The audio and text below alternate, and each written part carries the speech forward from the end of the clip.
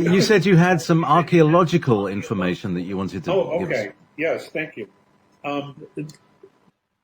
There is information that has been out for a while, but suddenly it has been decided it's time to bring it to the forefront.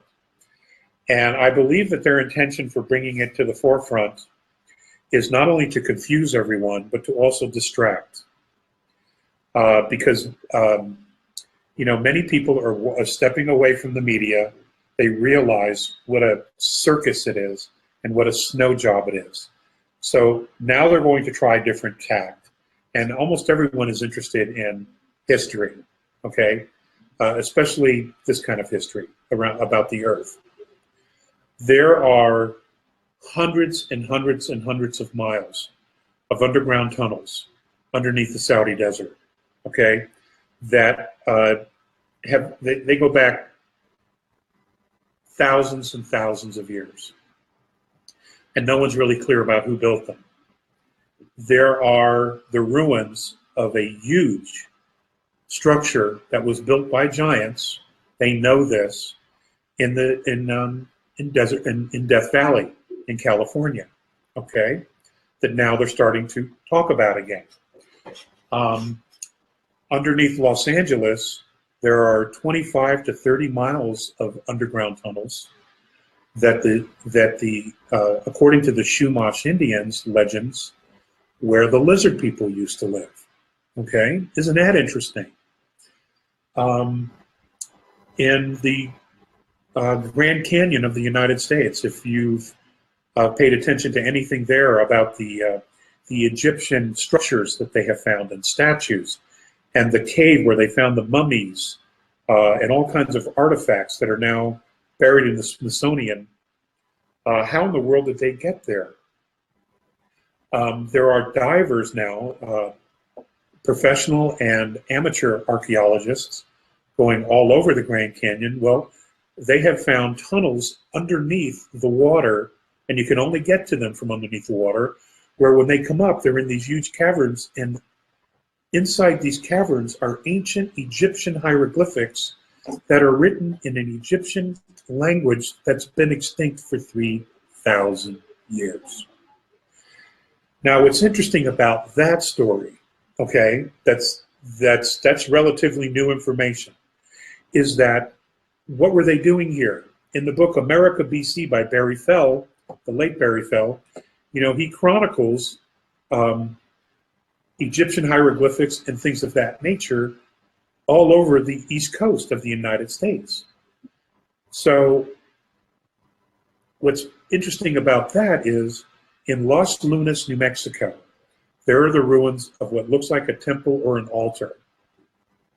What makes this particular find unique is that on one of the stones, and I've talked about this in past videos, I don't know, 20 years ago maybe, is the inscription of the Hebrew Ten Commandments, the Ten Commandments, which was written in the ancient Hebrew Semaic language, or I believe it's Semaic, which has been an extinct language for almost 2,000 years, okay? And yet it's in New Mexico.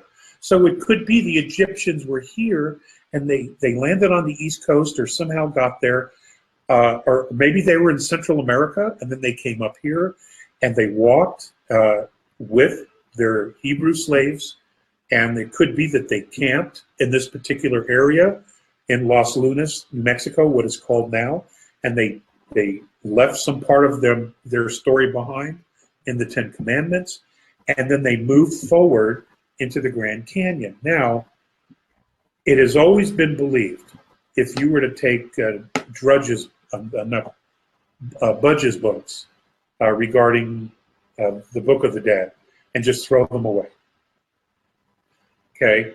But it has always been believed that in the Egyptian Book of the Dead, the ancient lands of the West, where the kings lived, the gods lived, is the United States, or what is now the American Southwest, which is why the Four Corners area, it's different, folks. The energy there is different. Has always been sacred to the indigenous people. Now, along with that, the indigenous people also have legends of giants.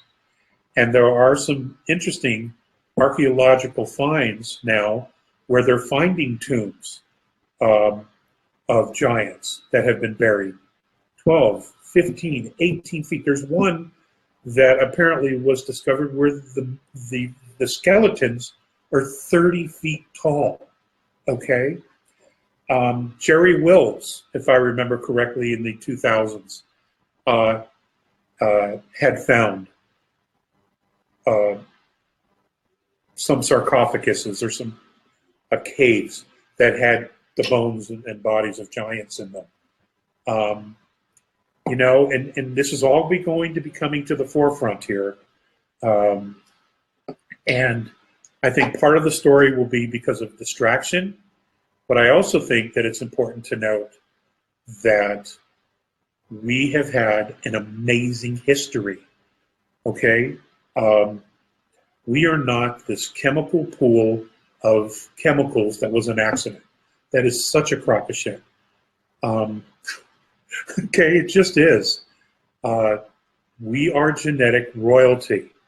And if you can remember that, then you can approach the study of all of these things that are paleontology, archaeology, the geology of specific parts of the planet.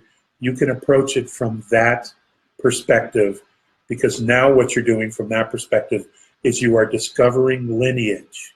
And that's important to know. Lineage is always important to know. It's always important to know more about the journey and who we were, who we are, and who we want to become. That's all part of the exploration of the soul, okay? Because we're acting it out in physicality.